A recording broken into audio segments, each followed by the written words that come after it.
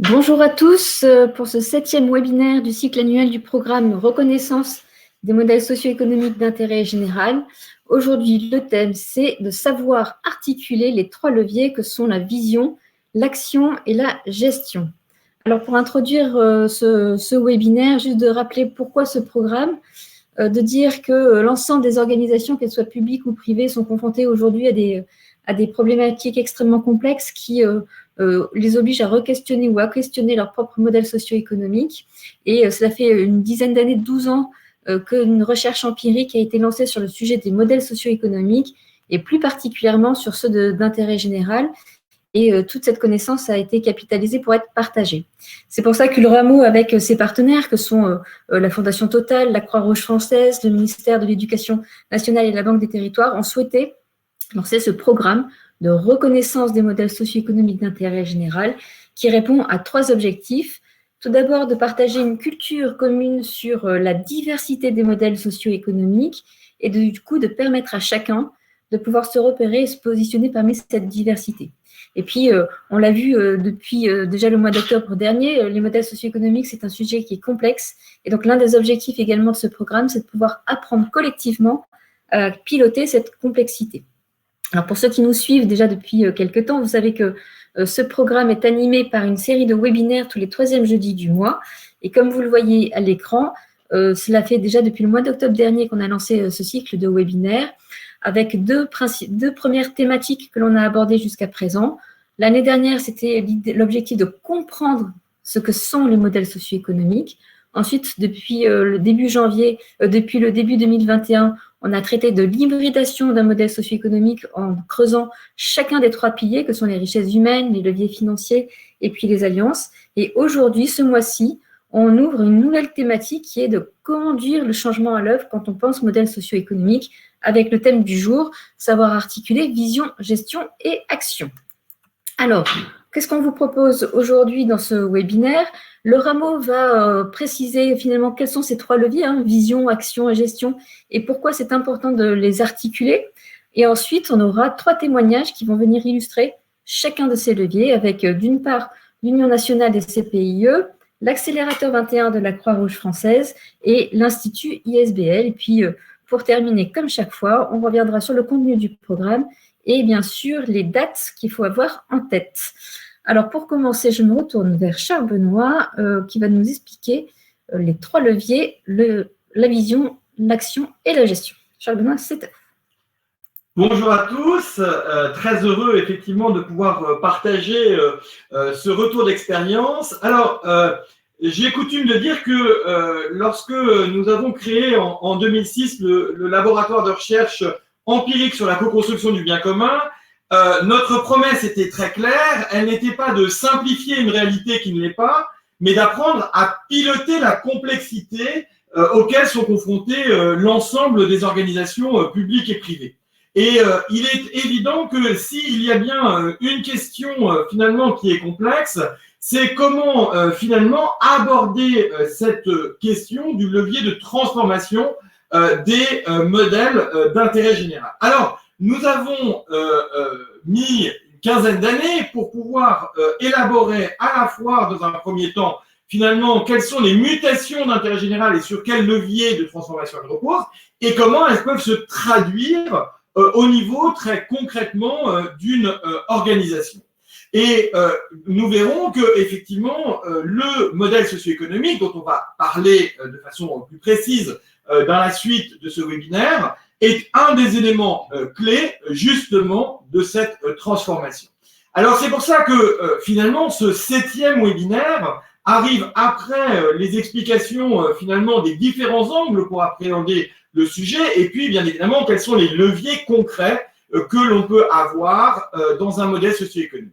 Que nous a enseigné les travaux sur les mutations d'intérêt général en France. Je rappelle que ça fait l'objet depuis 2014 de tout un groupe de travail pluridisciplinaire pour se pencher sur cette question.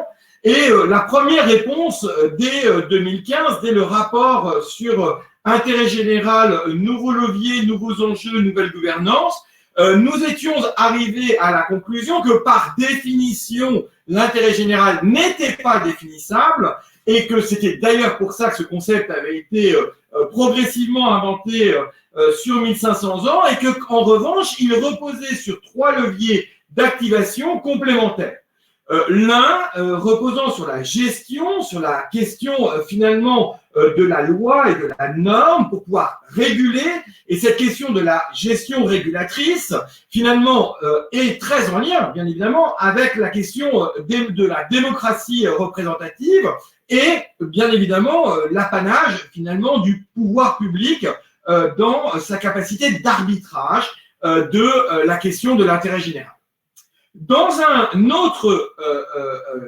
autre dimension, finalement, on a évoqué la notion et l'importance d'une vision et d'avoir une vision partagée, de pouvoir finalement mobiliser les énergies par l'engagement. Et là, il s'agit plutôt des questions du levier de la légitimité de la démocratie participative, avec bien évidemment la capacité de pouvoir d'agir des personnes dans finalement leur volonté au-delà des obligations de pouvoir finalement contribuer et se mobiliser au service de cet intérêt général.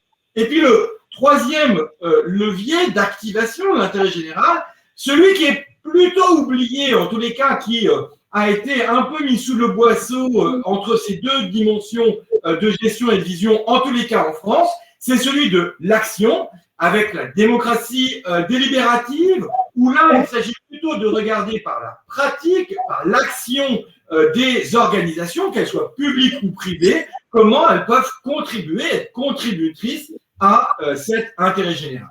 Et de ces travaux collectifs, encore une fois, qui ont été, j'allais dire, partagés, mis en débat, vous vous souvenez peut-être du colloque du 12 janvier 2018, qui a été réactualisé au 12 janvier 2020 sur cette question de intérêt général dès aujourd'hui l'affaire de tous, d'abord avec un point d'interrogation, puis avec un point d'exclamation.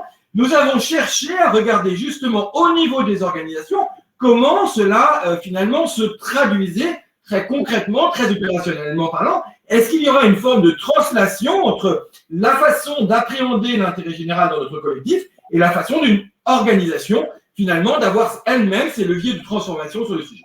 Et bien évidemment, nous sommes arrivés à la conclusion qu'il y avait cette capacité existée avec finalement cette notion de la vision qui se traduit par l'art du politique, l'art du choix que toute organisation, encore une fois, qu'elle soit publique ou privée, peut activer.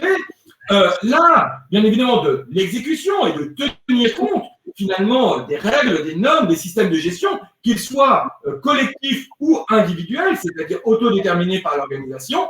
Et puis, troisième levier, celui de l'action, l'art de la stratégie, c'est-à-dire de se mettre en perspective et d'être en capacité finalement d'étudier comment va se déformer mon action et de pouvoir bien évidemment faire un jeu par rapport à cette logique-là. Alors, ce que nous avons mis en valeur aussi dans ces travaux sur les mutations de l'intérêt général, c'est que finalement, la question n'est pas de choisir entre faut-il finalement un système de gestion régulatrice, une action collective transformatrice ou une vision partagée, mais c'est bien l'ensemble de ces dynamiques-là, c'est bien un barycentre entre ces 3 leviers qui va permettre finalement, selon l'espace et selon le temps, de pouvoir justement adapter par rapport aux situations. Mais ce que nous avons aussi détecté dans ces travaux collectifs, c'est que quelque part, le choix de quel est l'angle prioritaire par lequel on appréhende cette question de l'intérêt général n'est nécessairement pas neutre dans finalement la capacité à pouvoir appréhender les choses, puisque finalement le chemin sera différent. Historiquement parlant en France, depuis 200 ans, et là aussi je vous invite à regarder le rapport, on a choisi de prioriser par le levier de la gestion régulatrice, celle du droit, mais d'autres pays, par exemple, on peut citer les pays anglo-saxons, ont beaucoup plus privilégié la dynamique pragmatique, là où d'autres encore sont plutôt dans des logiques volontaristes. Et d'ailleurs, c'est tout à fait fondamental dans les pays asiatiques notamment.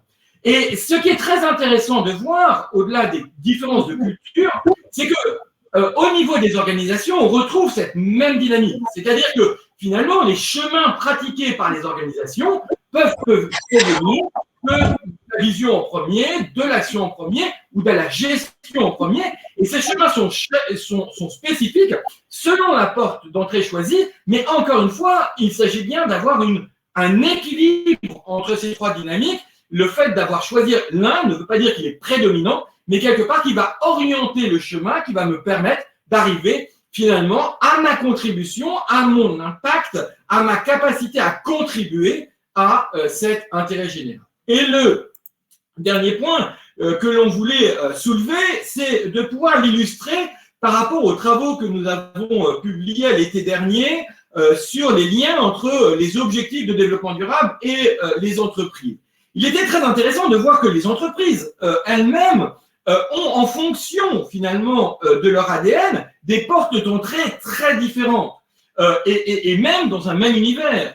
Si on prend par exemple deux assureurs comme la Maïf ou Generali, leur ADN n'est pas le même. Il est normal que la Maïf le prenne d'abord par la logique de la vision. Là où Generali, qui a été construit il y a 150 ans pour assurer les armateurs italiens pour partir finalement à la découverte de nouveaux territoires, l'est beaucoup plus dans une démarche entrepreneuriale, c'est-à-dire que on voit bien que l'ADN de l'entreprise n'est pas neutre dans le choix de sa porte d'entrée, là où, par exemple, bien évidemment, il est logique qu'une industrie du médicament comme Sanofi le prenne par le levier de la gestion. Et ce qui est très intéressant dans les travaux qui ont été menés, c'est de montrer que la porte d'entrée n'impacte pas directement la couverture des besoins. C'est-à-dire que quand on regarde à l'aune des ODD, c'est pas parce que j'ai pris la vision, la gestion ou l'action que j'aurai plus ou moins d'actions que je vais mener au service de nos défis et de nos enjeux communs en prenant les objectifs de développement durable comme point de référence.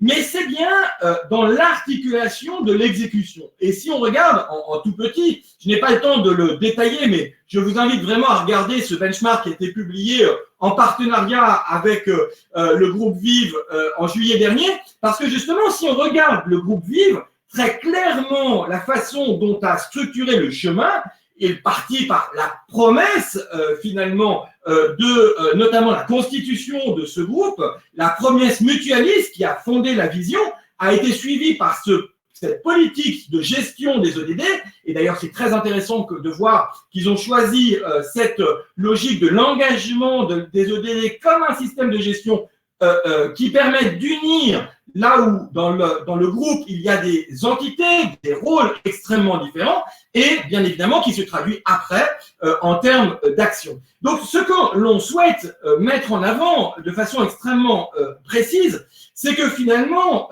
la diversité d'approches, elle doit avant tout s'inscrire dans l'ADN de l'organisation. C'est-à-dire que peu importe, on commence par la vision, la gestion ou l'action, quelque part ça c'est la question de la poule et de l'œuf. Mais en revanche, ce qui est absolument fondamental pour qu'il n'y ait pas d'écart, quelque part, c'est de ne pas se tromper, ou plus exactement, de ne pas faire croire, dans une forme de marketing de l'offre qui ferait un peu un décor de théâtre, que l'on part d'un point de vue alors que ce n'est pas celui qui correspond à l'ADN réellement de l'organisation. Et pour ceux qui ont suivi nos travaux, je présente là les travaux qui ont été faits entre ODD et entreprise, mais vous savez sans doute qui a été publié l'année dernière aussi, une note sur ODD et ESS d'une part, et ODD et enseignement supérieur et la recherche d'autre part. Donc, la démonstration que je viens de faire pour l'entreprise est tout à fait la même pour l'ESS ou pour l'ESR.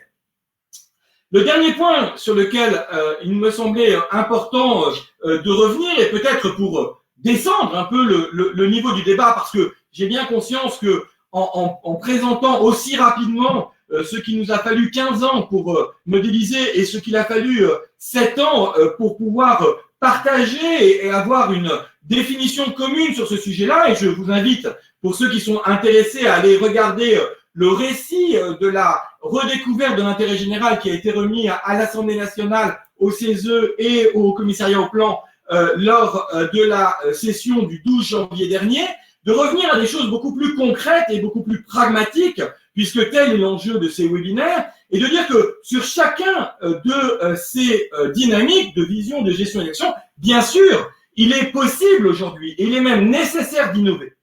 3 exemples de l'actualité récente, si on les prend par mois. En février dernier, la proposition de loi d'expérimentation du droit d'alliance d'intérêt général, qui a été l'une des mesures phares de la mission ministérielle co-présidée avec la députée Cathy Racon-Bouzon, qui a porté cette projet de loi après à une longue discussion avec des juristes, avec bien évidemment les acteurs de terrain, puisque cette demande-là venait des acteurs de terrain depuis plus de 5 ans.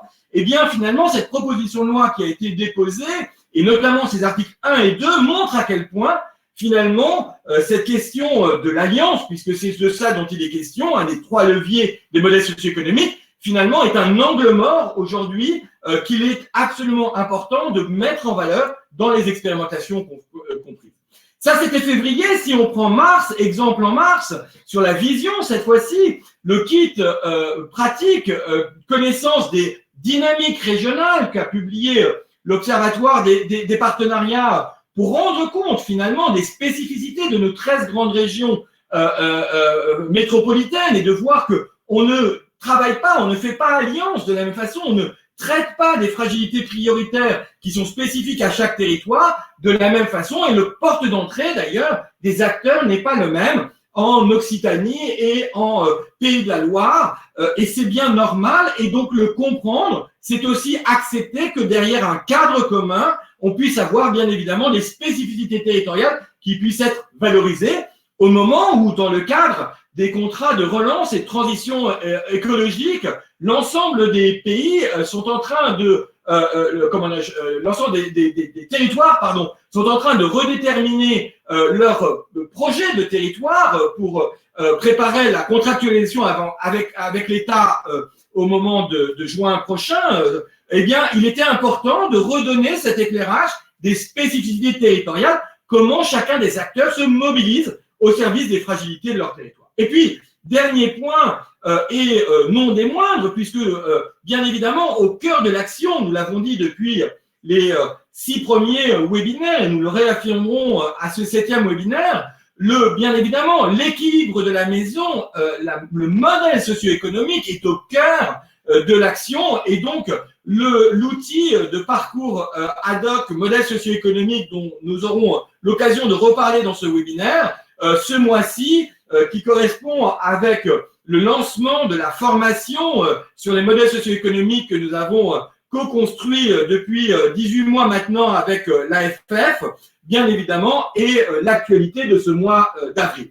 Donc, juste pour dire et pour rappeler en synthèse que quelque part, la question n'est pas de choisir entre vision, gestion et action, mais dans le chemin, dans l'action, il est important de savoir, chacun d'entre nous, finalement, dans quel ordonnancement nous allons présenter notre chemin, puisque nous l'avons dit depuis le début de ces webinaires, l'organisation est un corps vivant, c'est un corps social où l'ensemble de ses membres co-construit, et bien évidemment, dans cette co-construction, l'équilibre de la maison est au cœur du sujet. Et donc, est-ce que vous êtes plutôt vision, gestion et action pour commencer? Eh bien, nous allons voir dans ce webinaire que peu importe, puisque c'est l'équilibre de l'ensemble des 3 qui permettra à chacune des organisations publiques et privées de trouver son propre équilibre et son propre barycentre.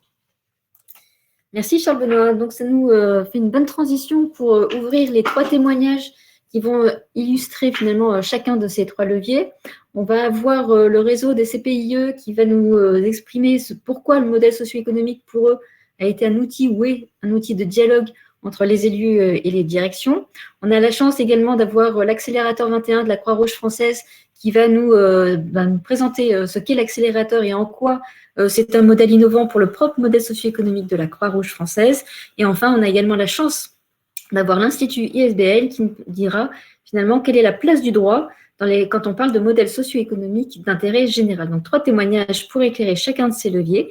Et on va commencer par celui de Brigitte Giraud, qui est directrice du réseau national des CPIE, qui va nous dire en quoi le modèle socio-économique est un outil de dialogue. Alors, Brigitte n'a pas pu venir maintenant pour exprimer en live son témoignage, donc on l'a enregistré, mais elle devrait venir un peu plus tard, et comme ça nous permettra, si vous avez des questions, qu'elle puisse y répondre en direct. On va donc lancer la vidéo de Brigitte.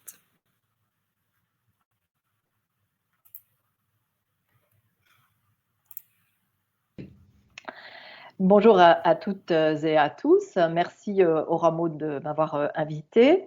Alors, l'Union nationale des CPIE, c'est une tête de réseau national qui a 80 associations réparties sur son territoire, sur le territoire national et d'outre-mer.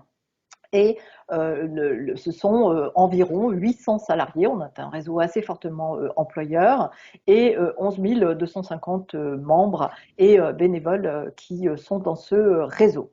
Notre ambition, c'est, enfin d'autres sujets, c'est l'écologie, ça a été l'environnement puisqu'on a été créé dans les années 70, c'est maintenant la transition écologique et en 3 périodes distinctes, nous d'adaptation aussi et d'ajustement et d'innovation au regard des besoins sur les sujets écologiques, nous avons développé notre projet associatif. Une première période sur l'invention, parmi les réseaux inventeurs de l'éducation à l'environnement des années 70 aux années 90. Une deuxième période d'invention de l'ingénierie territoriale environnementale et de la concertation avec l'arrivée de la plus forte de la loi et de la réglementation dans les questions de développement territorial et en particulier avec l'approche environnement et l'arrivée aussi de la décentralisation et des élus et des collectivités peu aguerris à ces sujets-là. Et enfin, une troisième période où là, véritablement, nous sommes dans la co-construction de l'action commune en territoire, convaincus que pour qu'advienne une véritable transition écologique, c'est l'implication de tous les acteurs dans leur rapport à l'environnement naturel qui doit pouvoir être prise en compte pour qu'adviennent des changements et que des équilibres entre les rapports humains et non humains soient pris en compte dans les questions de développement.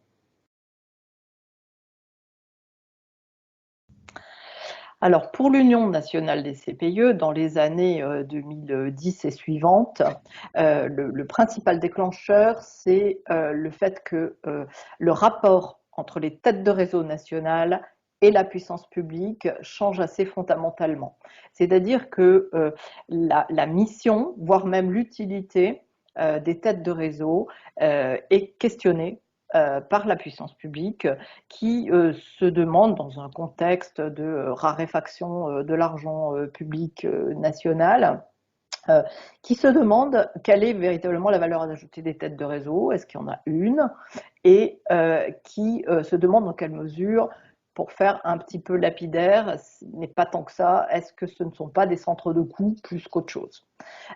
Et du coup, la baisse très progressive puis accélérée des conventionnements par la modalité de subvention, qui est notre modalité majeure, apparaît, est de plus en plus visible et évidemment impacte le fonctionnement d'une tête de réseau comme la nôtre. C'est véritablement l'effet déclencheur pour la tête de réseau de la réflexion sur modèle socio-économique. Alors, la posture associative, chez nous, mais globalement dans les associations, elle est souvent politique et opérationnelle. Politique au sens où ça intègre aussi la question des valeurs et au sens de à quoi on croit, qu'est-ce qu'on a envie c'est quoi nos idées, qu'est-ce qu'on a envie de penser et de développer dans la société. Et tout de suite, on passe à l'opérationnel, qu'est-ce qu'on fait? Et il manque une case qui est la case stratégique. Et cette case stratégique, c'est selon moi celle du modèle socio-économique. Et il faut la réintroduire parce qu'on ne passe pas comme ça en direct du politique à l'opérationnel, sinon on oublie de se poser un certain nombre de questions majeures pour l'efficience ensuite de l'action. Et donc, passer par la case stratégique, ça permet de se dire, ok, notre vision, d'accord, mais c'est quoi notre ambition? Avec qui on a envie de faire des choses? Pourquoi on a envie de faire des choses? Et du coup, fonction de ce que nous voulons réaliser, quelle est la meilleure nature des ressources adéquates pour cela? Et comment va-t-on les employer, ces ressources? Et là, ça permet de dépasser aussi un prisme associatif assez marqué, qui est que dans l'histoire, en tous les cas du XXe siècle, du fait associatif, on ne se pose pas la question de modèle socio-économique. On se pose juste la question de savoir comment nos idées vont être financées par la puissance publique. Et là, le sujet modèle socio-économique apparaît parce qu'on est confronté au fait que la puissance publique est en train de se désengager, en tout le cas dans le cas de la tête de réseau national dont je parle. C'est là qu'apparaît l'espace de dialogue entre la gouvernance et la direction. La gouvernance portant plutôt le fait politique et très opérationnel, et la direction introduisant le fait stratégique. Alors en fait, ça permet d'avoir une approche, en introduisant la dimension modèle socio-économique, ça permet d'avoir une approche très concrète et très pédagogique dans les échanges avec les élus sur ces sujets-là. Premier exemple que je vais faire porter, puisqu'on est dans le champ écologique, sur comment mieux se préoccuper du milieu marin et des risques qui pèsent aujourd'hui sur le milieu marin en termes écologiques. La question des élus en disant, ben voilà, on ne travaille pas, on n'est encore pas sur ce champ-là et on aimerait y être. C'est quoi notre ambition? Qu'est-ce qu'on aimerait faire? Mais immédiatement, la question des élus, c'est mais pourquoi l'Union nationale ne répond pas à des marchés publics? D'accord, on peut répondre à des marchés publics, mais c'est quoi l'ambition qu'on porte sur le milieu marin? Dire qu'on veut préserver le milieu marin, dire que le milieu marin est un enjeu, c'est un élément de la vision, mais qu'est-ce qu'on veut faire? Qu'est-ce qu'on veut faire précisément? Est-on sûr qu'on va trouver un marché public qui va permettre de répondre à l'ambition qui est la nôtre, premièrement? Deuxièmement, nous sommes une tête de réseau national. L'ambition, c'est bien d'embarquer l'accompagnement de notre réseau, puisque c'est notre mission de tête de réseau. Que va-t-on trouver dans un marché public qui va nous permettre d'emmener nos CPIE, alors que le marché public il va plutôt répondre à une commande posée par la puissance publique et qui va évidemment pas intégrer cette dimension-là. Et troisièmement, nous sommes-nous posé la question, puisque nous sommes une association reconnue d'utilité publique, de l'intérêt pour cette association d'aller se positionner sur le marché. Et là, le chemin commence à s'ouvrir sur, en effet, il faut peut-être réfléchir à la nature des ressources et à la façon dont on veut les employer. Deuxième exemple, je m'arrêterai sur ce deuxième exemple, pour le sujet de notre ambition sur la biodiversité et sur sa préservation, une de nos convictions, c'est qu'il faut pouvoir impliquer nos concitoyens, impliquer les acteurs des territoires dans leur rapport au vivant, et pas seulement dans l'application de normes et de réglementations sur la biodiversité, si on veut pouvoir trouver des grands équilibres entre les humains et les non-humains dans la gestion du vivant. Très bien, ça c'est notre vision. Quelle va être notre ambition là-dessus? Une de nos ambitions, ça va être que veut-on faire? Eh bien, on voudrait développer les sciences participatives biodiversité. Très bien. Et là, pourquoi n'allons-nous pas chercher des mécènes? D'accord? Mais alors, est-ce qu'on s'est posé la question de qui serait-il? Quels sont leurs enjeux? Comment auraient-ils envie de rentrer dans ce type de projet? Est-ce qu'il s'agit d'aller faire une liste de tous les mécènes possibles et de répondre à tous les appels à projets qui vont arriver dans une année? Pouvons-nous faire une sélection avec qui on voudrait parler, rencontrer leurs enjeux, les confronter aux nôtres, etc. Et à nouveau, là, le chemin commence à se prendre de cette façon dont on peut penser autrement le rapport au modèle socio-économique.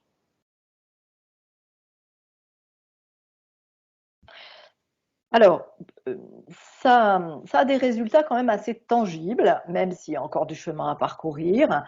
Premier résultat, c'est qu'aujourd'hui, quand on parle d'une feuille de route stratégique, pour la majorité des élus de la gouvernance, dans le dialogue avec elles, c'est un acquis. C'est un acquis de penser en termes de feuille de route stratégique. Et pensant en termes de feuille de route stratégique, eh bien du coup, immédiatement, on fait le lien avec le modèle socio-économique et on se pose des questions à travers le chemin que j'ai essayé d'expliquer tout à l'heure dans les exemples, plutôt que de Yaka Faucon, on va aller chercher toutes sortes de financeurs. Ça, c'est le premier point. Le deuxième point, qui est très tangible depuis 2 ans, justement même qui s'aperçoit dans la structuration des coûts et des charges de l'Union nationale des CPIE, c'est le fait qu'on est beaucoup plus en situation partenariale sur projet.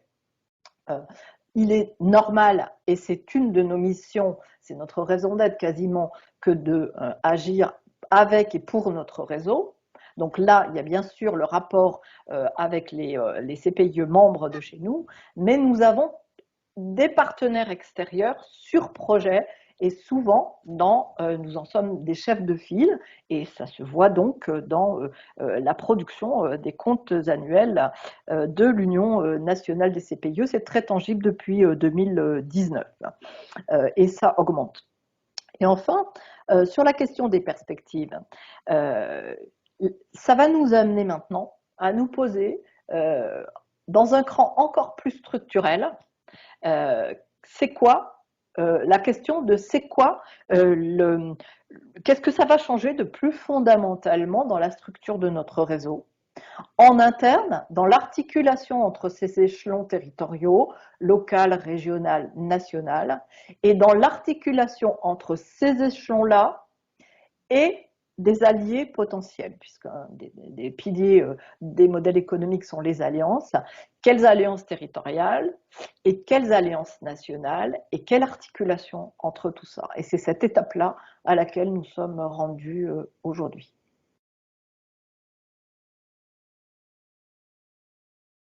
Ça veut dire que Élodie et moi, on a dormi. Voilà, et ben, donc le témoignage passionnant de Brigitte, normalement, qui va nous rejoindre tout à l'heure, si vous avez des questions, il ne faut pas hésiter tout de suite à les poster dans le chat, comme ça on pourra les centraliser. Et ça nous amène à notre deuxième témoin, qui est Nina Motola. Vous êtes chef de projet programme d'accompagnement au sein de l'accélérateur de la Croix-Rouge française, et vous allez nous expliquer ce qu'est l'accélérateur et en quoi tout votre projet contribue également à celui, au modèle socio-économique de la Croix-Rouge française. Nina, je vous laisse la main et vous avez également la main sur le support. Bonjour, merci beaucoup Élodie pour cette introduction. Je suis ravie en tout cas d'être avec vous aujourd'hui pour vous parler un petit peu de ce qu'on fait à l'accélérateur. Et qui s'ancre très bien, je trouve, dans la discussion du jour. Donc nous, on va illustrer la partie influence sur les modèles socio-économiques par l'action. Vous allez le voir, je vous présenterai d'abord un petit peu brièvement ce que fait l'accélérateur à la Croix-Rouge pour ceux qui ne le connaîtraient pas bien. Et puis ensuite, je vous montrerai un petit peu comment nous, on essaye de mettre en place ces changements en termes de modèles socio-économiques par l'action et notamment par plein de briques d'activités qu'on a mis en place, dont des programmes d'accompagnement. Donc voilà, sans plus tarder, donc pour commencer un petit peu la Croix-Rouge française, je ne la présente pas trop longuement parce que je pense que la plupart d'entre vous situent un petit peu ce qu'on fait. La Croix-Rouge française, c'est aussi une tête de réseau associative. Donc, on a 60 000 bénévoles sur plein d'activités différentes et à peu près 18 000 salariés. Donc, beaucoup connaissent bien la partie bénévole. Parfois, la partie salarié en établissement est un petit peu moins connue. On intervient sur plein de champs d'action différents. Et donc, on a 6 millions à peu près de bénéficiaires en France et à l'international, et à peu près 1 millier de structures bénévoles et à peu près 600 établissements partout en France qui interviennent sur des champs très variés, sur les métiers du sanitaire, du social et du médico-social. Donc, on a des établissements sur le handicap, sur la petite enfance et la famille. On a des établissements sur les personnes âgées, donc avec des EHPAD, des résidences autonomie, etc. Et on a aussi donc des établissements sur le sanitaire avec des hôpitaux notamment. Et sur l'exclusion, donc la lutte contre les exclusions, avec notamment des lieux d'accueil de jour, des SIAO, etc. Et puis ensuite, on a d'autres activités, évidemment, donc l'action sociale, notamment qui est mise en place via nos bénévoles, la formation, l'urgence et les opérations de secourisme, et l'action internationale, parce qu'on est présent dans d'autres délégations, donc on a des délégations Croix-Rouge françaises dans d'autres sociétés nationales du mouvement international de la Croix-Rouge et du Croissant-Rouge dans le monde. Et du coup, on intervient aussi dans d'autres pays sur demande des sociétés nationales locales. Très rapidement, pour le contexte. Et donc, pourquoi 21 s'est créé ? Très rapidement, l'accélérateur, il a vu le jour il y a à peu près 2 ans de ça. 2 ans et demi, donc en se basant sur un triple constat qui fait un petit peu écho avec l'intervenante précédente, le fait qu'il y avait des besoins sociaux grandissants et en face de ça, des ressources financières qui pouvaient devenir plus rares, plus diversifiées, notamment de la part des pouvoirs publics. Et à côté de ça, des formes d'engagement qui pouvaient être plus ponctuelles, orientées vers du type projet, etc. Du coup, 21 s'est créé avec donc une forme de filiale. Donc, c'est la première, il me semble que c'est la première filiale SAS qui est sous forme de SAS à la Croix-Rouge française. Et donc, elle s'est créée il y a 2 ans et demi de ça pour répondre à ces trois gros besoins qui avaient été identifiés. Avec 2 grandes volontés. La première volonté, c'était de pouvoir s'ouvrir à l'écosystème, à la fois de l'économie sociale et solidaire et l'écosystème de nos pairs dans le secteur social et médico-social et sanitaire. Donc, à la fois s'ouvrir à l'écosystème. Et le deuxième grand objectif, c'était aussi de pouvoir aller outiller dans notre réseau, parce qu'on a un réseau énorme de, comme on l'a dit, à peu près 100 000 personnes qui ont, par la pratique quotidienne de leurs activités, souvent plein d'idées, qui détectent plein d'irritants. Et on s'est dit, en plus d'aller chercher dans l'écosystème ce qui est intéressant, il faudrait aussi qu'on puisse réussir à outiller nos acteurs en interne pour qu'ils puissent eux-mêmes inventer les services de la Croix-Rouge française de demain. Voilà un petit peu pour le contexte. Donc je vous passe très rapidement, mais vous pourrez regarder notre site internet si vous voulez plus d'informations sur nous. Donc ça se matérialise par un lieu, on a un coworking social, un studio numérique, des cycles événementiels notamment qui sont en cours en ce moment. Donc voilà le lieu où on est implanté directement au siège de la Croix-Rouge, et on a notamment plusieurs programmes d'accompagnement. Donc le programme intrapreneuriat, qui est un programme qui accompagne les salariés et les bénévoles de notre association qui souhaitent créer un nouveau produit ou service de la Croix-Rouge française, un nouveau dispositif. Donc, on les accompagne à structurer leur idée et à tester leur projet sur le terrain et à les s'aimer si ça fonctionne bien. Et après, on a un ensemble de programmes plutôt de co-construction qui sont destinés aux acteurs de l'écosystème qui développent des solutions qui nous intéressent particulièrement. Voilà pour un peu la vue globale. Et donc, pourquoi on intervient aujourd'hui à ce webinaire? L'idée, c'est vraiment, on a fait donc on a organisé un gros retour d'expérience. On vient de le finir en fait il y a 2 semaines, il me semble, quelque chose comme ça.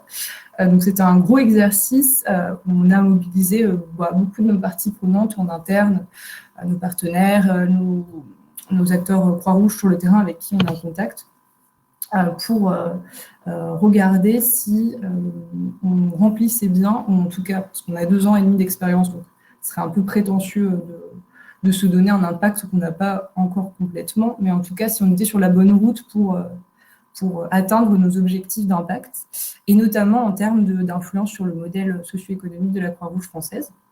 C'est ça que je vais vous présenter très brièvement, évidemment, parce que c'est un exercice beaucoup plus long. Voilà, vous avez les objectifs du RETEX, je vous ai mis notre méthodologie également si ça vous intéresse. Et donc voilà un peu la théorie du changement qu'on avait dessinée à l'époque. Donc les constats que je vous ai présentés, les besoins aussi que je vous ai présentés par la suite, les activités aussi donc, que j'ai illustrées, donc les programmes d'accompagnement, le lieu, la communauté, les cycles événementiels. Et donc, je vais vous montrer un petit peu les résultats qu'on a obtenus donc, avec cette série de questionnaires et d'entretiens. Donc, pour commencer sur l'impact sur les modèles socio-économiques de la Croix-Rouge française, on avait établi donc les trois grands piliers que vous connaissez bien maintenant, je pense. Donc, pilier des richesses humaines, du financement et des alliances.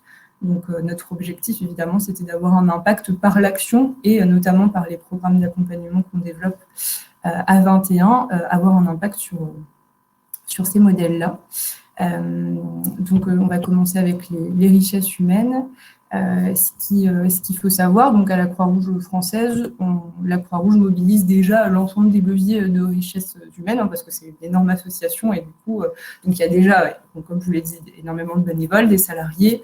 Il y a aussi le levier de service civique qui est activé et les mécénats de compétences. Donc il y en a de plus en plus au siège, mais aussi en région. Donc à 21, on a tenté de jouer sur 2 tableaux pour avoir un impact sur ce premier pilier-là. Le premier tableau qui est la mobilisation des ressources humaines en les acculturant et en les sensibilisant à l'innovation. Donc à la fois par des sessions de sensibilisation, mais aussi par le fait qu'on a des établissements sur le terrain qu'on va aller contacter pour tester tel ou tel produit et service qu'on accompagne, donc de X startups. Et du coup, forcément, le fait d'être pris dans ces tests-là, ça va les acculturer, les sensibiliser à l'innovation sociale et même leur donner des idées. Donc, c'est un peu l'approche qu'on a prise. Et ensuite, on a aussi le deuxième gros levier sur lequel on a joué, c'est l'articulation du temps de travail, parce que donc, grâce au programme intrapreneuriat dont je vous parlais tout à l'heure, dont par ailleurs, je suis la responsable, moi je suis vraiment plutôt sur ce créneau-là, on permet aux porteurs de projets d'avoir 30% de leur temps de travail sur leur projet impact social pendant 6 mois. Donc voilà, il y a aussi ce gros levier-là qui permet de faciliter la chose. Et enfin, on a un ensemble de référents et de mentors à la Croix-Rouge qui ont une partie de leur temps de travail qui est dédiée au suivi des projets. Et c'est aussi un peu comme ça qu'on espère renforcer l'engagement des acteurs Croix-Rouge. Donc le deuxième pilier, côté financement. Donc, on avait vraiment, donc là encore, 2 hypothèses d'impact, activer de nouveaux leviers de financement pour les activités Croix-Rouge françaises, créer de nouvelles activités pérennes financièrement et renforcer l'attractivité de la Croix-Rouge française. Sur cette dimension-là, historiquement, la Croix-Rouge française, elle est plutôt sur, évidemment, les cotisations. C'est une très faible partie, mais cotisations, des dons de particuliers et puis des subventions publiques. Il y a quand même historiquement quelques activités lucratives avec les activités des établissements et puis celles des bénévoles, notamment sur le secourisme. Mais du coup, ce qu'on a essayé de faire, par le biais des projets qu'on accompagne, c'est notamment de créer des modèles un petit peu plus hybrides avec davantage de projets qui ont une partie de leur modèle qui repose sur des revenus d'activité, donc via de la vente de produits et services, et aussi d'augmenter la part de fonds privés dans les modèles des projets pour qu'il y ait quand même un cofinancement via des partenaires privés qu'on ne repose pas exclusivement sur du public. Je peux l'illustrer par quelques projets que je vous ai mis juste en dessous. Le projet Minutis, qui propose une sorte de grosse application logicielle de suivi des opérations sur le terrain, donc notamment pour les opérations de secourisme. Ce projet-là, on est en train de réfléchir en ce moment à un modèle pour pouvoir vendre l'application à des acteurs qu'on a identifiés. Donc voilà, on pousse vraiment cette logique de modèle économique dès l'émergence des projets. On a un projet Me and You qui est une plateforme pour des personnes qui sont en situation de handicap et qui souhaitent échanger avec d'autres, avec des mentors qui sont eux-mêmes en situation de handicap mais qui ont pu braver certaines épreuves de la vie et qui sont fait former pour être coach. Et donc, cette initiative-là, donc typiquement, c'est aussi un projet intrapreneur et qui a maintenant comme client la ville de Paris ou Engie notamment. Et puis, enfin, on a le projet Croix-Rouge Mobilité qui est aussi un projet intrapreneur qui vise à développer des solutions de mobilité partagée notamment ou de prêt de véhicules pour les personnes qui n'ont pas forcément de moyens de se déplacer. Donc, un projet qui est tout nouveau, mais qui se développe petit à petit. Et donc, sur ce projet-là, on a des cofinancements de fondations, il me semble, pluriannuels. Donc, voilà, c'est aussi des choses qu'on essaye de pousser. Pour être aussi un peu transparent sur ce rapport, sur retour d'expérience-là, le côté financement est toujours quelque chose qu'on doit pousser et améliorer. Pour l'instant, le retour d'expérience qu'on en a fait est encore assez mitigé. On a quand même une minorité de projets qui ont des modèles hybrides, voire autosuffisants à l'heure actuelle. Donc voilà, c'est quand même une dimension sur laquelle on est encore loin d'être totalement exemplaire.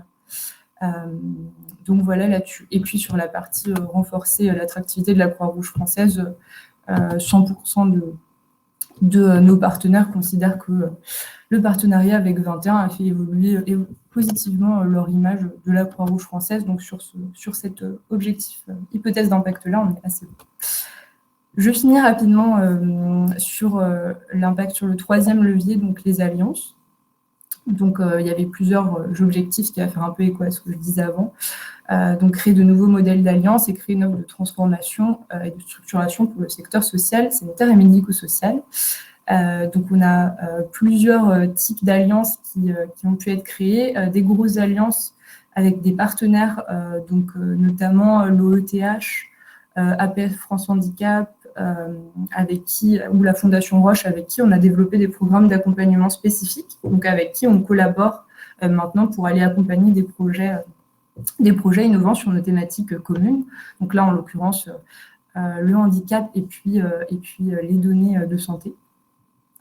Et enfin, donc ça c'est pour la première grosse partie, et puis enfin, du coup, avec les différents programmes que je vous ai présentés juste avant, les programmes de co-construction, on a tissé des liens avec pas mal de startups et d'associations de l'écosystème, avec qui, selon les cas, soit on a repris quelque chose qui marchait très bien chez eux pour le tester sur notre terrain et adapter avec les retours qu'on avait du terrain la solution à notre contexte, ou alors on a co-créer tout simplement un projet ensemble. Donc, c'est le cas notamment des startups Jalgos et Arcane, avec lesquelles on a créé de zéro une sorte de gros logiciel qui permet de gérer les plannings dans les établissements sociaux et médico-sociaux. C'est un gros sujet de tension, je pense, comme vous le savez, parce que ça prend énormément de temps temps des professionnels. Donc, on a créé tout de zéro. Donc, voilà, côté Alliance aussi, ça fait vraiment bouger les lignes parce qu'on se rapproche de gros sets de réseaux de l'écosystème. Ça permet vraiment de travailler ensemble. Et puis, pareil, les liens avec des startups de l'écosystème, c'est pas quelque chose qui était forcément dans l'ADN de la Croix-Rouge maintenant. Donc là-dessus, on a eu un petit impact. Voilà. Et puis, je termine simplement sur le lien avec le long terme.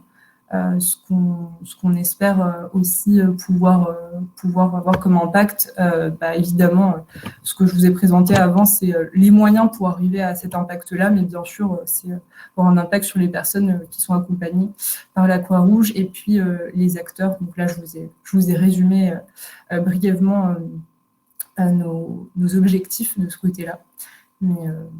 Mais voilà, donc merci de m'avoir écouté en tout cas, et puis je prendrai vos questions avec plaisir à la fin de notre échange.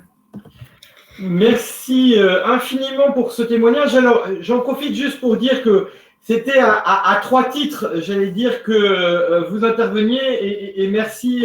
On a vu à quel point c'était passionnant. Le premier, c'est justement parce que nous avons été très impressionnés quand nous avons vu votre retour d'expérience de la façon dont a été formulé et vraiment approfondi et partagé avec les partenaires qui avaient eu l'occasion de participer à ce premier cycle. Le deuxième, c'est parce qu'effectivement, pour avoir eu la chance de participer, d'intervenir à deux reprises dans le premier cycle, on a vu à quel point c'était extrêmement intéressant finalement que le porte-avions qu'est la Croix-Rouge travaille avec des zodiacs, que ce soit des zodiacs internes ou que ce soit des entrepreneurs externes qu'il soutient, et finalement ce lien et cette interaction entre ce que peut faire un porte-avions et ce que peut faire un zodiac ensemble est vraiment la caractéristique pour nous de 21 qui incarne justement cette capacité d'inventer. Et puis, surtout, et peut-être encore plus, pourquoi la Croix-Rouge est partenaire plus globalement de ce partenaire reconnaissance des modèles socio-économiques d'intérêt général, parce que sans vous, tout cela n'aurait pas existé, puisque notre programme de recherche sur les modèles socio-économiques date de notre réflexion et recherche-action commune en 2009-2010, où la Croix-Rouge elle-même se posait la question finalement à travers ces 80 métiers à l'époque, 120 aujourd'hui, finalement, qui représentent des modèles socio-économiques différents, mais comment est-ce qu'il y a un équilibre de la maison unique? Parce que effectivement, 120 métiers ne veut pas dire 120 modèles socio-économiques, et quel est l'équilibre global qui va faire en sorte que finalement, il va y avoir un équilibre qui va s'acheminer. Et c'est pour nous aussi une joie de voir finalement l'aboutissement à travers 21, puisque dès 2009-2010, cette question de comment on peut lancer finalement cette démarche d'innovation a été posée sur la table. Et là, il y avait Isabelle Roux, notre amie de conseil régional de Grand Est, qui nous rappelait la valeur du temps long, mais là aussi, il a fallu bien évidemment à la Croix-Rouge prendre le temps de lancer cette dynamique, et pour qu'elle soit aussi puissante que celle que vous venez de décrire. Et donc, effectivement, merci à la fois pour cette remarquable démonstration de l'action qui va déterminer finalement progressivement cette évolution du modèle socio-économique, et cette démonstration aussi de la valeur du temps qui est d'autant plus forte qu'on sait la capitaliser, comme vous l'avez fait par ce remarquable document. J'invite vraiment tous ceux qui finalement n'ont pas eu la chance de participer à ce retour d'expérience de revenir plus en détail sur ce retour, parce que franchement, il est extrêmement remarquable, en plus d'une pédagogie, mais ça c'est le talent de la Croix-Rouge particulièrement fort. Merci beaucoup d'avoir été avec nous, et puis vous remercierez bien évidemment Guillaume et Jean-Christophe encore une fois d'être nos partenaires de ce programme. C'était très important pour nous de retracer l'histoire. Merci Nina. Donc on arrive à notre dernier axe, dernier pilier, qui est celui de la gestion. Et donc on a avec nous la chance d'avoir Colin Amblard, qui est avocat chargé d'enseignement à l'Université Jean Moulin de Lyon et qui est président de l'Institut ISBL. Et vous allez nous dire quelles sont les questions de droit, les questions juridiques qui se posent quand on parle de modèles socio-économiques d'intérêt général. Colin, c'est à vous. Oui, bonjour à tous. Merci au Rameau de laisser une petite place à l'Institut ISBL dans ces problématiques-là. L'Institut ISBL, c'est un think tank qui essaye de promouvoir justement les modèles économiques à but non lucratif à travers notamment les associations, les fondations et les entreprises de l'ESS. Donc, on est vraiment au cœur de notre sujet. Alors, le Rameau m'a sollicité pour répondre en quelque sorte à cette question: quelle est la place du droit dans les modèles socio-économiques d'intérêt général? Alors, c'est vrai que c'est peut-être parce que je suis avocat que je trouve cette question quelque peu incongrue, tant il est évident que le droit a une importance cruciale dans la définition, dans la modélisation de ces modes de fonctionnement socio-économique et particulièrement d'intérêt général. Et pour reprendre une expression qui est chère à mon ami Charles Benoît, je dirais que le droit est fondamental dans l'équilibre de la maison. Et particulièrement si on se positionne sur du long terme. Le droit, c'est quoi? C'est dans l'équilibre de la maison, c'est le soubassement, c'est le terrassement. Si on part sur un mauvais modèle économique, socio-économique, ça va être très compliqué de redresser la barre, étant entendu que dans le modèle économique enfin dans les modèles socio-économiques d'intérêt général, il y a plusieurs disciplines, je dirais, qui rentrent en jeu. Il y a évidemment l'approche économique à proprement parler. Puisque nous sommes dans l'intérêt général, nous ne sommes pas à la différence de l'entreprise capitaliste pure, bien qu'on sait qu'il y a maintenant des évolutions à travers la loi Pacte, mais on a l'obligation dans ces modèles économiques d'introduire une approche sociale, et le tout faisant qu'on doit tendre vers un objectif d'intérêt général. Donc, je dirais que pour une entreprise, ça fait beaucoup de contraintes, et justement, la place du droit et le rôle de l'avocat, c'est d'essayer de faire un peu le tri dans ces différentes approches qui comportent justement des contraintes qui, des fois, sont quelque peu contradictoires. Alors, quand je dis que le droit est fondamental, qu'il constitue véritablement le soubassement de l'équilibre de la maison, je vais vous donner quelques exemples. Des exemples très pratiques que moi, en tant qu'avocat spécialisé dans ces secteurs-là depuis une vingtaine d'années, j'accompagne évidemment de nombreux porteurs de projets. Et la première question qui se pose généralement quand on a affaire à des porteurs de projets d'intérêt général, la première question, c'est celle du choix de la structure. Évidemment, quand on a à monter une entreprise d'intérêt général, il y a la question de savoir quel type d'entreprise, parce qu'il faut faire un choix. Et là, en l'occurrence, le droit français propose plusieurs options possibles. Il y a l'association, qui est un groupement de personnes, et ensuite vous avez les fondations, vous avez les fonds de dotation. Donc là, encore une fois, quand on parle de terrassement ou de soubassement, on voit bien que là, ce choix, il est absolument primordial, parce que ça va induire tout un tas de conséquences au niveau de la gouvernance, au niveau patrimonial, au niveau des ressources que ces différentes formes peuvent induire, etc., etc. Donc, je dirais que le premier travail qu'il y a à faire pour un porteur de projet, c'est véritablement de s'orienter vers la bonne structure. Alors là où je ne suis pas tout à fait d'accord avec Charles Benoît quand il dit que l'intérêt général est quelque chose qui n'est pas définissable, alors moi je vous donne mon point de vue de juriste, hein, évidemment, mais pour ce qui concerne cette notion-là, elle est parfaitement définie dans le droit. Qu'elle soit évolutive, qu'elle ne soit pas enfermée dans des critères qui sont définitifs, j'en conviens. Mais l'intérêt général en droit, il est défini, et particulièrement en lien direct avec les modèles socio-économiques. C'est une approche qui est effectivement particulière, puisqu'elle se traduit à travers un certain nombre d'activités, mais aussi un certain nombre de modes de fonctionnement. Donc, il faut aussi intégrer cette donnée, et particulièrement quand on fait le choix de la structuration. Alors ensuite, une fois qu'on a défini la structure, à quoi sert le droit ? C'est à définir l'architecture, je dirais, juridique de la structure choisie. Donc, grosso modo, c'est rédiger des statuts. Donc, rédiger des statuts, là aussi, le rôle est fondamental, parce que ça veut dire quoi ? Ça veut dire au niveau statutaire qu'il va falloir, premièrement, arriver à approcher au plus près du projet du porteur, du projet de la personne qui est porteuse d'un projet d'intérêt général. Donc, il faut définir l'objet statutaire. Et l'objet statutaire, pourquoi c'est important ? Parce que ça va définir la capacité juridique de la personne morale à intervenir, et notamment sur la problématique des modèles socio-économiques, c'est à intervenir peut-être sur des marchés, sur des marchés qui sont ou soit concurrentiels, ou qui, au contraire, sont en quelque sorte libres de droit. Donc ça, c'est absolument fondamental que de faire un travail spécifique sur cette rédaction de l'objet statutaire.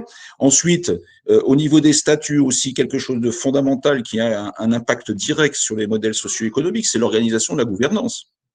L'organisation de la gouvernance, ça veut dire quoi? Ça veut dire que si on veut se situer dans une logique d'intérêt général, bien évidemment, il va falloir que la gouvernance soit désintéressée. Il n'est pas question que des dirigeants, je parle particulièrement pour les associations, mais les règles sont les mêmes pour les fondations et les fonds de dotation. Il n'est pas question d'être à la fois dirigeant et rémunéré au titre du mandat social. Alors c'est vrai qu'il existe maintenant quelques dérogations. Enfin, le principe même du rapport qu'entretient une structure avec la notion d'intérêt général, c'est précisément le bénévolat au sens pur du terme, c'est-à-dire l'absence de rémunération. Ensuite, toujours dans la logique de l'équilibre de la maison, le rôle d'un avocat, le rôle du droit, c'est aussi de définir une capacité juridique en termes de ressources. Et là, encore une fois, tout est lié, si vous voulez. Une association, une fondation et un fonds de dotation, on n'a pas les mêmes ressources, on n'a pas la même approche. Pour la simple et bonne raison, c'est que quand on a affaire à une association, c'est un groupement de personnes. Donc, a priori, on part sans aucun moyen. À la différence d'un fonds de dotation et a fortiori de la fondation, où on n'a pas affaire à un groupement de personnes, on a affaire à un patrimoine affecté à une mission d'intérêt général. Donc, vous voyez que c'est pas du tout la même approche. D'un côté, on part quasiment avec rien, a priori, et puis de l'autre, au contraire, la mission première, c'est de gérer un patrimoine de sorte qu'on puisse financer des activités d'intérêt général. Donc là aussi, on a quand même un rôle majeur à jouer. Alors après, pour ce qui concerne les associations, groupements de personnes, là aussi, est-ce qu'on va avoir affaire à des associations qui vont exercer des activités économiques ou pas? Parce qu'il y a beaucoup d'associations, la plupart des associations n'ont quasiment pas de modèle économique, ou en tout cas un modèle économique qui est très simple. Ça va être un budget de 1000, 2000, 3000 euros par an avec un peu de cotisation. À côté de ça, on peut avoir des vraies entreprises qui gèrent des millions d'euros de chiffre d'affaires. Et il faut voir de quoi ce chiffre d'affaires est constitué. Donc là aussi, c'est très important de s'attacher à la notion de ressources.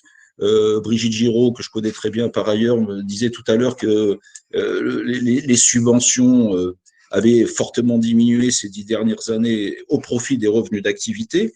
Donc là aussi, le rôle du droit, c'est d'arriver à comprendre comment la structure fonctionne, mais aussi savoir sur quel marché cette association va intervenir. Parce qu'on peut très bien faire de l'activité économique d'utilité sociale, c'est-à-dire avoir une activité de prestation de services, et peut-être moins souvent pour les associations de vente de biens, mais surtout de prestation de services. Mais la question, c'est de savoir, est-ce que nous avons un concurrent, sur quel type de marché on intervient, et si effectivement il y a de la concurrence, comme c'est souvent le cas, on est dans un environnement de libre concurrence. Donc, il y a très peu de secteurs où on ne rencontre pas de concurrents. Si effectivement il y a des concurrents, il va falloir analyser et savoir comment l'association, l'action, la prestation de l'association se distingue de ce qui se pratique sur le marché. L'enjeu, il est fondamental, parce que si effectivement on n'arrive pas à se distinguer sur ce qui se pratique sur le marché, ça veut dire que l'association va être fiscalisée. Donc la question qui est de savoir maintenant, c'est est-ce qu'il y a un intérêt pour une association d'être fiscalisée? Il y a des situations, j'entends par exemple toutes les associations, vous savez, qui donnent lieu à des actes payants, les associations de réinsertion, etc., où par définition, on va aller sur un marché concurrentiel, mais pour autant, l'objectif, c'est pas de vendre des paquets d'allumettes, c'est de vendre des paquets d'allumettes, mais dans une optique de réinsertion de personnes qui ont des difficultés justement sur le marché de l'emploi. Donc vous voyez bien que toutes ces choses-là sont très très importantes et il faut savoir coordonner un peu le tout pour éviter peut-être des fois à l'association d'être fiscalisée parce qu'elle n'y a aucun intérêt, ou peut-être au contraire d'aller sur des régimes fiscales qui vont lui permettre de récupérer la TVA sur les différents achats qu'elle a en amont. Donc là, c'est très important, le droit est très important et fondamental pour la simple et bonne raison. Je vous donne un exemple qui va vous parler tout de suite. Si on constitue une fondation, un fonds de dotation, et puis qu'ensuite, par l'intermédiaire de la réalisation d'activités économiques, on en arrive à une fiscalisation, une association qui tout d'un coup est fiscalisée, ça peut ne pas poser trop de difficultés. Mais si on arrive sur des situations où la fondation ou le fonds de dotation est fiscalisé, ça veut dire qu'on n'a plus aucun intérêt à être constitué sous cette forme-là. Donc, vous voyez que tous ces points-là sont absolument primordiaux et c'est bien le droit qui règle tout ça. Alors, au niveau partenarial, j'ai entendu parler aussi tout à l'heure par Nina, elle parlait de programmes de co-construction, d'alliance. Le droit aussi est fondamental. Hein. Au niveau partenarial, la relation contractuelle qu'on peut organiser avec ses partenaires ou avec ses mécènes, puisqu'on est dans la notion d'intérêt général, est fondamentale. Si vous avez un mécène qui, en contrepartie de ce qu'il apporte, en demande trop, hein, c'est-à-dire exige ou impose trop de contraintes à la structure qui est mécénée, là aussi, il peut y avoir un impact direct, c'est qu'on passe d'une relation normalement non assujettie aux impôts commerciaux à une relation qui tombe dans l'escarcelle de l'activité lucrative. Or, on sait qu'une association ne peut pas faire d'activité lucrative de manière trop importante parce que sinon, elle perd son statut fiscal de non-assujetti. Donc, vous voyez que tout ça, c'est des choses qui sont extrêmement liées. Au niveau partenarial, je peux évoquer aussi, pour ce qui concerne le droit, tout ce qui consiste à s'organiser, tout ce qui peut permettre, l'organisation d'un cadre de mutualisation. Là aussi, c'est des choses qui sont extrêmement importantes parce que qui dit mutualisation dit refacturation de prestations de services, mutualisées par définition. Mais là aussi, il va falloir voir dans quelle mesure cette refacturation est ou non assujettie aux impôts commerciaux. Donc, il y a des dispositions très spécifiques, hein, l'article 261B du Code général des impôts qui organise un cadre comme ça, mais encore faut-il, du point de vue juridique, remplir les différents critères qui nous permettent justement d'être sur une logique de refacturation en franchise d'impôt. Au niveau du régime fiscal, là aussi, on intervient beaucoup sur des logiques d'optimisation fiscale. L'intérêt général, c'est défini, ça suppose de fonctionner dans un but non lucratif. Donc tout ça, c'est des contraintes qui sont imposées. À côté de ça, on parlait de modèle économique avec cet angle qu'il faut quand même aller pallier la diminution des subventions publiques. Donc, pallier la diminution de subventions publiques, ça veut dire quoi? Ça veut dire aller chercher d'autres ressources. On a vu tout à l'heure avec mademoiselle Motola que les cotisations, on sait que ça représente 5% des budgets associatifs. Donc, il faut aller chercher quelque part des moyens pour permettre justement de financer la stratégie. Alors là, notre rôle, c'est quoi? C'est de dire aux associations, vous avez cette possibilité d'aller développer un volant d'activités accessoires lucratives dans une limite qui est fixée par l'administration fiscale. Donc la limite, c'est 72 000 euros. Et puis ensuite, vous avez la possibilité d'augmenter cette capacité à développer des activités lucratives. Mais dans cette hypothèse-là, il va falloir vous réorganiser pour éviter la globalisation fiscale. Donc, il faut sectoriser comptablement ou éventuellement créer une filiale commerciale. Donc, toutes ces choses-là sont très, très importantes et s'organisent à travers le droit pour, des fois, déboucher sur des modèles vraiment très, très hybrides. Hein, on l'a évoqué tout à l'heure, de plus en plus hybrides et de plus en plus complexes, puisque il n'est pas rare maintenant, donc on l'a vu à travers la Croix-Rouge, qu'on ne peut pas suspecter d'avoir une démarche lucrative. Pour autant, pour des besoins de financement, Madame Motola nous a dit tout à l'heure que la Croix-Rouge avait créé une filiale commerciale. Donc, c'est quand même pas banal. Alors, là aussi, créer une filiale elle peut être créée sous une forme commerciale, mais moi j'ai beaucoup de structures qui créent des filiales sous forme ou d'entreprises ESUS ou de coopératives. Enfin, voilà, toutes ces choses-là, si vous voulez, s'organisent à travers l'intervention du droit. Quand je dis droit, c'est les aspects juridiques, statutaires, et puis les aspects fiscaux. Donc, je crois que si on veut avoir une approche un peu rationnelle des modèles économiques, socio-économiques, enfin des modèles socio-économiques d'intérêt général, dans une logique de pérennité de la structure et donc dans une logique de long terme, je dirais que le droit, alors je suis avocat, peut-être que j'ai une vision tronquée de la réalité, mais enfin je ne crois pas, le droit est incontournable. Incontournable. Incontournable, pourquoi? Parce qu'il y a plusieurs raisons à cela. Premièrement, le droit permet, j'évoquais tout à l'heure ça avec, en prenant l'exemple de Benoît, mais ça permet de comprendre les concepts. Le droit permet de comprendre les concepts. On est dans une société de droit et on ne peut pas concevoir des modèles économiques en s'affranchissant des règles qui s'appliquent actuellement. Et pour ça, je fais référence au concept d'intérêt général. Donc, l'intérêt général, je l'ai évoqué tout à l'heure, ça va permettre de mettre en place une politique de mécénat. On ne peut pas s'affranchir de la connaissance d'une notion aussi fondamentale que l'utilité sociale. Pourquoi?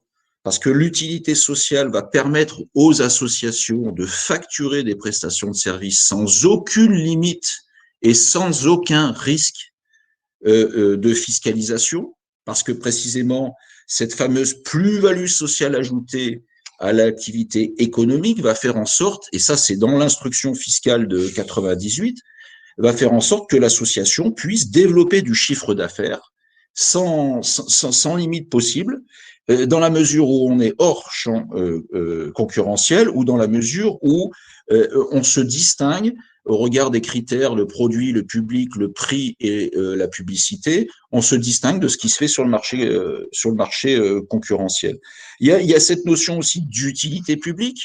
Alors l'utilité publique, c'est encore une autre chose. L'utilité publique, c'est cette grande capacité qu'ont les fondations, notamment les associations ou fondations, pour développer des moyens en termes de mécénat, à travers les dons notamment. Il y a la notion de but non lucratif aussi, puisque c'est quand même une notion qui sous-tend la notion d'intérêt général. On ne peut pas en France, je discutais dernièrement avec une porteuse de projet qui était anglo-saxonne, et j'avais du mal à lui faire comprendre qu'en France, on ne peut pas être d'intérêt général si on est à but lucratif.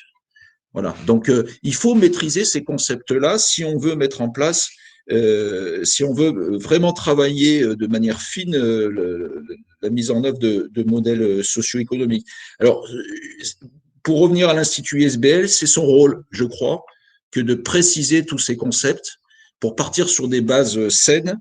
Et effectivement, on s'y attache. Je vous invite à regarder le site de l'Institut parce qu'il y a beaucoup de documentation là-dessus. Mais je crois qu'effectivement, ces notions-là permettent de fixer en quelque sorte, de déterminer en quelque sorte le cadre d'intervention pour un porteur de projet. Et c'est pour ça que le droit, c'est avant tout de l'écoute. Hein. C'est écouter le porteur de projet et puis essayer de l'introduire dans un cadre préexistant. Alors, je sais qu'avec Charles Benoît, on a beaucoup échangé sur ce point-là, mais les cadres sont faits pour évoluer et c'est ce qu'on s'attache aussi à faire. C'est aussi le rôle du droit que de chercher à le faire évoluer. Le rôle de l'avocat que de chercher à faire évoluer le droit. Le droit, c'est finalement s'adapter aux changements qu'on enregistre dans la société. Donc, c'est pas une fin en soi, le droit. Hein, c'est un moyen d'obtenir un résultat, et le résultat, c'est celui qui nous est imparti par le porteur de projet. J'en terminerai par rapport pour vous dire qu'au niveau de l'évolution du droit, alors nous, à l'Institut, c'est notre rôle, on a une démarche qui est militante, hein, on essaye de travailler les concepts, on essaye à travers les dossiers qu'on peut avoir tous, on essaye de faire évoluer favorablement la règle au bénéfice des organismes d'intérêt général, mais il y a aussi le contentieux, hein, la jurisprudence, le contentieux fait évoluer le droit. Quand on a une association qui veut développer des ressources sous forme de mécénat qui se voit refuser la reconnaissance d'intérêt général, écoutez, on va devant le tribunal administratif. Et au besoin, on sort du giron de l'administration pour judiciariser le débat. Donc ça, c'est aussi notre rôle en tant qu'avocat, que d'essayer de desserrer un petit peu l'étau au niveau notamment du concept d'intérêt général.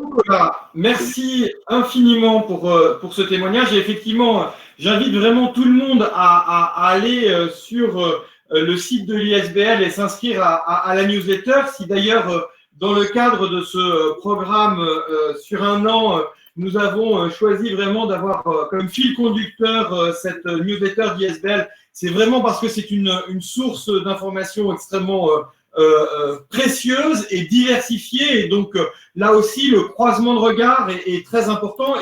Et comme le rappelle Colas, finalement, cette importance du droit est complètement incontournable. C'est effectivement le soubassement.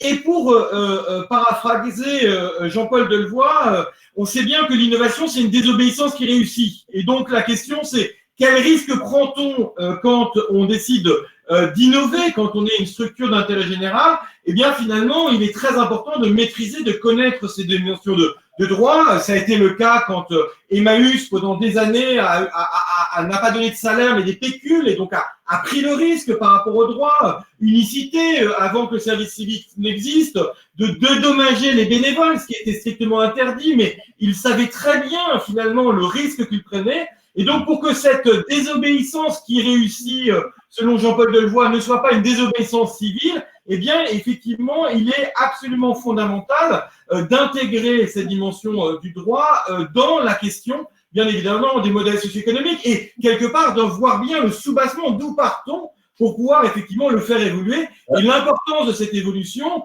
nous la connaissons bien aussi, puisque avec, par exemple, cette proposition de loi sur l'émergence d'un droit d'alliance d'intérêt général, c'est bien parce que effectivement la pratique de terrain, le risque maîtrisé que certains ont pu avoir, eh bien permettent justement à l'aune des expérimentations innovantes de pouvoir finalement faire évoluer ce droit et finalement d'avoir une vertu dont on ne sait plus qui est la poule et l'œuf. Est-ce que c'est le droit qui amène l'action et la vision, ou la vision qui amène l'action puis le droit, ou le droit finalement qui en suit? En tous les cas, cette dimension-là est absolument incontournable et effectivement très important, comme le rappelait Colas à l'instant.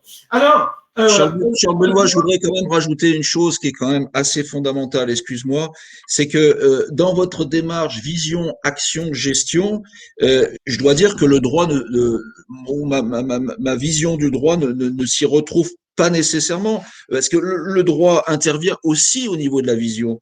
Oui, bien sûr, non, mais attends, on est complètement en phase là-dessus, et je vous invite à regarder l'ensemble des travaux qui ont été faits. Bien évidemment, c'est un élément transversal que l'on retrouve, et encore une fois, cette démarche collective qui a mis 15 ans finalement pour se construire progressivement, elle mérite bien évidemment de rentrer derrière ces grands éléments de repère, ces grands points de repère, bien évidemment dans la finesse de l'ensemble des sujets. Et c'est pour ça que j'invitais par exemple à regarder l'article 1 et l'article 2 de la proposition de loi déposée par la députée Cathy Raton-Bouzon, parce que pour toute personne qui veut comprendre justement comment cette articulation des droits finalement est un élément complètement fondamental. Donc la preuve par l'exemple, bien évidemment, et là encore, il est de la même façon qu'on innove aujourd'hui par de nouveaux outils financiers, par de nouvelles activités, par de nouvelles façons de regarder les choses. Bien évidemment, l'innovation du droit est constitutive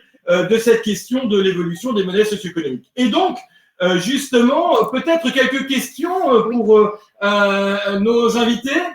Exactement, il y en a une pour Nina, qui est donc de Jean-Pierre Andrien, qui demande pourquoi avoir créé une filiale, justement, une société, une SAS, par la Croix-Rouge, pour créer le 21. Merci pour cette question. Alors, je n'étais pas là au tout départ, donc peut-être que ma réponse manquera un tout petit peu de précision, mais je vous prie de m'excuser pour ça. Mais donc, on est parti, la Croix-Rouge est plutôt partie sur une filiale SAS, parce qu'il y avait cette volonté pour 21 de développer des activités lucratives pour s'autofinancer et du coup ne pas être une charge pour la Croix-Rouge française. Donc aujourd'hui, le capital de la SAS est détenu, à l'origine était détenu à 100% par la Croix-Rouge.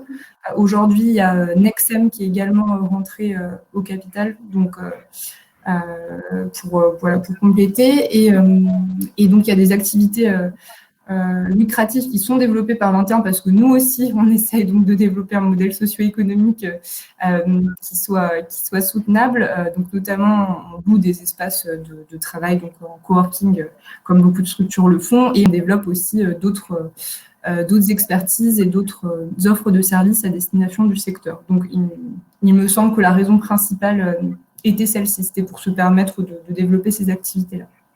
Et la deuxième partie de la question, il me semble, c'était comment comment sont financés les accompagnements, etc.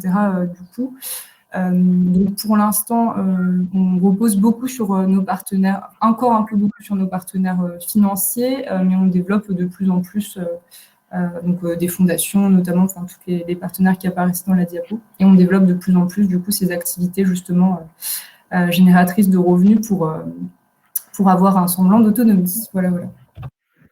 Merci Nina. Et en fait, votre exemple illustre très concrètement ce que disait Cola tout à l'heure sur la filialisation. Alors, ce n'était pas une question, c'était plutôt une remarque de Christine auquel Charbonnois a apporté son témoignage. C'était finalement, en travaillant sur le modèle socio-économique d'intérêt général, est-ce que ce n'est pas déjà, entre guillemets, accepté le désengagement de politique publique? Donc, Charbonnois y a en partie répondu. Et ça me laisse le temps de dire bonjour à Brigitte. On a vu en vidéo tout à l'heure et qui nous rejoint avec nous. Et Brigitte, votre intervention était tellement claire que nous n'avons pas eu de questions associées à cette intervention qui introduisait bien la dimension de vision dans cette question du modèle socio-économique. Alors, je veux bien dire un mot par rapport à cette remarque, là, si c'est possible, si le temps le permet. Bien sûr. Voilà. D'abord, présenter mes excuses à l'Assemblée de participants, puisque le droit étant, la tenue des instances de gouvernance dans une association, c'est à respecter au plus haut niveau. Et donc, j'y étais et je ne pouvais pas être avec vous avant. C'était passionnant d'entendre, par contre, la moitié de l'intervention de Nina et puis celle de Cola ensuite.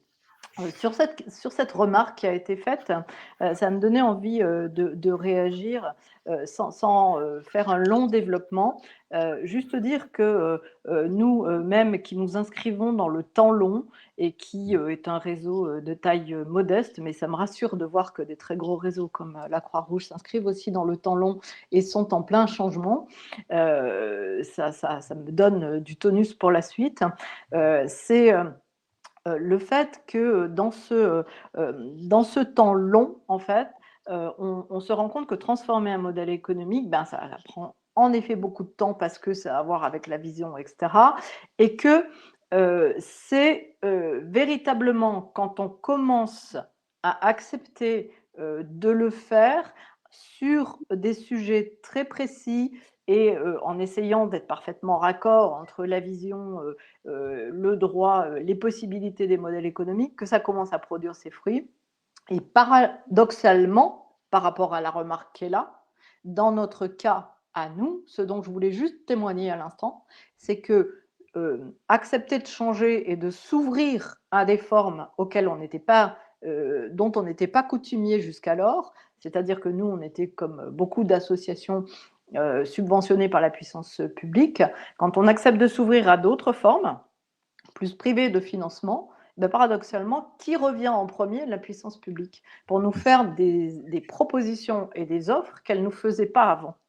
Voilà, c'est juste un petit message d'espoir pour ceux qui doutent et qui n'osent pas franchir le cap de se dire qu'on peut transformer et qu'on peut réellement penser modèle socio-économique et pas seulement financement public dans son projet associatif. Merci beaucoup Brigitte, et je vous invite d'ailleurs à regarder dans les webinaires précédents le dossier qui nous avait été remarquablement fait par la GEFVA sur les financements publics, parce qu'on voit effectivement, on parle beaucoup de ces questions, mais il est aussi très intéressant de voir qu'est-ce que ça recouvre finalement, et finalement la diversité de ces financements, c'est moins un désengagement qu'une évolution des modes d'engagement de la puissance publique qui est derrière. Alors, on a parlé du temps long et Brigitte vient de revenir sur cette question-là. Isabelle Roux nous avait invité et elle est bien placée au niveau du Conseil régional de Grand Est pour savoir l'importance finalement de ce temps long et d'accompagner les projets dans la durée, de pouvoir se dire, mais finalement, comment est-ce qu'on peut passer de la connaissance, de ce qu'on vient de partager ensemble, à une compétence, c'est-à-dire s'approprier cette question de modèle socio-économique, parce que effectivement, et Brigitte l'a rappelé, ça prend du temps, et quelque part, c'est pas au moment de l'urgence ou au moment d'une grande transformation qu'il faut se poser la question de son modèle économique, c'est justement en anticipation. Et si on ne veut pas que le modèle économique revienne comme un boomerang, ou ne plus avoir le choix, ou de tomber dans un risque juridique qu'on n'aurait pas vu, et bien évidemment, ces éléments-là s'anticipent et se préparent. Et donc, c'est vraiment un plaisir de vous présenter le petit dernier.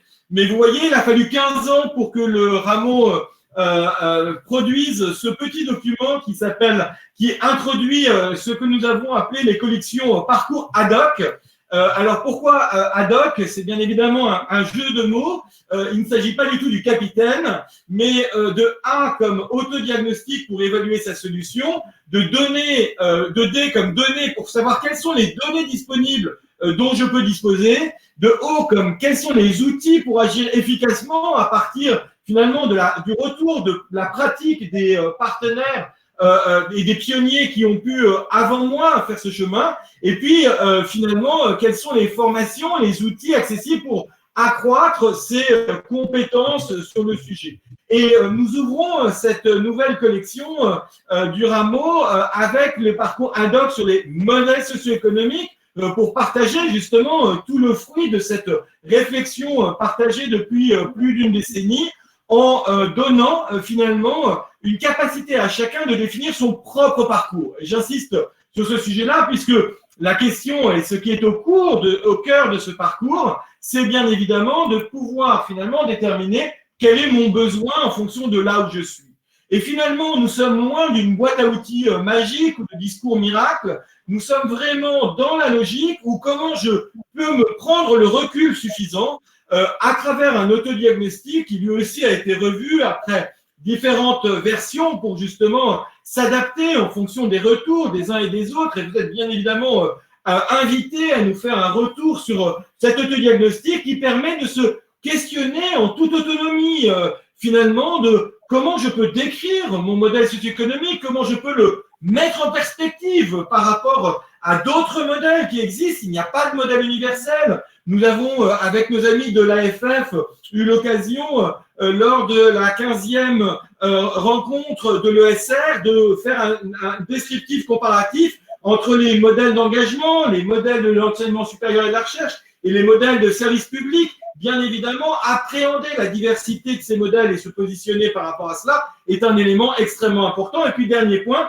finalement, quels sont les leviers les plus pertinents pour pouvoir finalement correspondre à mon besoin? Et en fonction de cet autodiagnostic, finalement, de pouvoir s'orienter vers quels sont les éléments pour m'informer, pour pouvoir me former, et puis pour pouvoir agir efficacement. Et vous aurez vu qu'entre m'informer et agir efficacement, il y a cette notion de se former qui est un élément complètement déterminant. Alors, bien sûr, on peut le faire en totale autonomie et c'est tout le sens de ces parcours ad hoc, mais on se peut aussi, et c'est toujours important, de pouvoir finalement aller au-devant d'autres éléments qui permettent d'approfondir. J'espère que ce soit sur les questions de la vision, du droit ou de la question de comment l'activité finalement peut se nourrir et créer elle-même de nouveaux modèles socio-économiques, ce webinaire vous aura donné envie d'aller plus loin. Et sachez que existait déjà depuis 2019, en même temps que la publication du référentiel modèle socio-économique d'intérêt général, le MOOC que nous avons réalisé avec l'ESSEC, où vous retrouverez en fil conducteur Vitamine T, Montmartre et puis la FM Téléthon, 3 exemples très différents d'acteurs qui vous raconteront comment ils ont transformé leur modèle socio-économique. Et nous avons voulu finalement aller plus loin encore et créer, pour monter en compétence, pour à la fois les organisations qui, par binôme entre un dirigeant et un élu, veulent pouvoir cheminer, mais aussi pour les fundraisers et les grant makers ensemble, nous avons depuis 18 mois co-construit avec l'AFF une formation sur ces modèles socio-économiques dont la session pilote a été lancée mardi. Et donc, nous tenions aussi à vous dire à quel point pour nous c'est très important de diversifier finalement les outils, les méthodes, les données pour que chacun, en fonction de ses objectifs, en fonction de ses moyens, en fonction de ses besoins et de ses appétences, puisse disposer finalement des outils qui lui correspondent. Et c'est vraiment très important de ne pas vouloir croire à l'outil miracle qui répondrait à tous dans toutes les situations, à tous les enjeux, mais au contraire, de diversifier finalement en fonction de la situation de chacun cette dynamique. Donc c'était un plaisir finalement de lancer avec vous aujourd'hui ces parcours ad hoc et en lien avec la formation que nous co-construisons depuis maintenant 18 mois avec l'AFF et de profiter de ce 7e webinaire qui, encore une fois, vous avez vu, est la pierre angulaire finalement de ce parcours en 12 escales, et bien de pouvoir vous faire ce cadeau dont j'espère vous profiterez. Et n'hésitez pas, bien évidemment, à nous faire vos remontées. Vous savez que nous sommes, en tant que laboratoire de recherche empirique, dans la co-construction permanente et que chaque remarque, chaque retour d'expérience permet de pouvoir ajuster en permanence tout cela pour être évolutif et répondre aux besoins et à l'engagement de chacun. Voilà, chère Élodie, ce qui me semblait important de redire à un moment donné où la question de pas seulement comprendre les choses, mais pouvoir les mettre en pratique et finalement évoluer dans ces connaissances puisse être déterminant. Merci Charles Benoît. Alors on termine ce webinaire juste pour préciser les objectifs, vous les rappelez plus exactement parce qu'on en a déjà parlé en introduction du programme. Donc je le rappelle, c'est de partager une culture commune puisque en fait, le modèle socio-économique, c'est des concepts clés qu'il faut pouvoir appréhender pour comprendre justement que ce sont la diversité de ces modèles. De cette diversité, c'est ensuite de pouvoir s'y repérer, de pouvoir se positionner et de pouvoir être en interaction avec ceux qui ne sont pas identiques. Et puis encore une fois, modèle socio-économique, c'est l'équilibre de la maison, mais ce n'est pas toujours simple. Et donc, il faut apprendre à piloter cette complexité. Donc ça, c'est les 3 objectifs qu'on avait introduits tout à l'heure. Pour vous préciser également que le programme, en fait, c'est 5 volets. Le premier, qui est le sujet du jour, c'est l'animation de webinaires. Et il y a également le fait d'avoir une information régulière et diversifiée avec nos partenaires et notamment l'Institut ISBL qui est avec nous aujourd'hui. C'est pouvoir aussi nous assurer du transfert de savoir-faire d'accompagnement des modèles socio-économiques. On a aussi un volet important sur la recherche académique qui n'est pas, jusqu'à présent en tout cas, n'a pas été un sujet de recherche approfondie. Et on a un partenariat avec l'Institut français du monde associatif qui est vraiment dédié à la recherche sur les modèles socio-économiques. Et Charles Benoît vient d'en parler tout à l'heure. Au milieu de tout ça, c'est comment on fait pour développer et faire monter en compétence à la fois les organisations, mais aussi les personnes sur la question des modèles socio-économiques. Et là, c'est tout notre partenariat avec l'Association française des fonds et fundraisers qui est au cœur de ce sujet et qui se concrétise notamment par un plan de formation, une formation qu'on est en train d'expérimenter en ce moment. Alors, quelques outils, on a parlé du parcours ad hoc, mais il y en a d'autres. Pour connaître le programme, vous avez une vidéo qui présente le programme. Vous avez d'autres outils complémentaires, à la fois la fiche repère, le référentiel, bien sûr, modèle socio-économique d'intérêt général qui avait été publié avec Juris Association, mais également des modules de e-learning. Et puis, tout un ensemble de savoirs et de méthodes qui sont également accessibles via le parcours ad hoc que Charles Benoît vous a présenté tout à l'heure. Et l'ensemble de toutes ces ressources sont évidemment en open source. Et pour terminer, évidemment, comme chaque fois, c'est de vous dire la prochaine étape qui va être très importante puisqu'on va parler du numérique et de l'impact du numérique sur les modèles socio-économiques. Et on vous concocte un programme qui va être très riche et très, très intéressant. Et du coup, on vous donne rendez-vous le 20 mai, toujours aux mêmes horaires, de 13h à 14h30, pour écouter tous nos partenaires qui vont intervenir sur ce sujet. Merci à tous. Merci Cola, Nina et Brigitte d'avoir participé à notre webinaire. Et puis, merci à tous les participants de nous suivre et de vous impliquer via vos questions, toujours très intéressantes. Merci à tous et très bonne journée. Bonne journée à tous. Au revoir. Au revoir.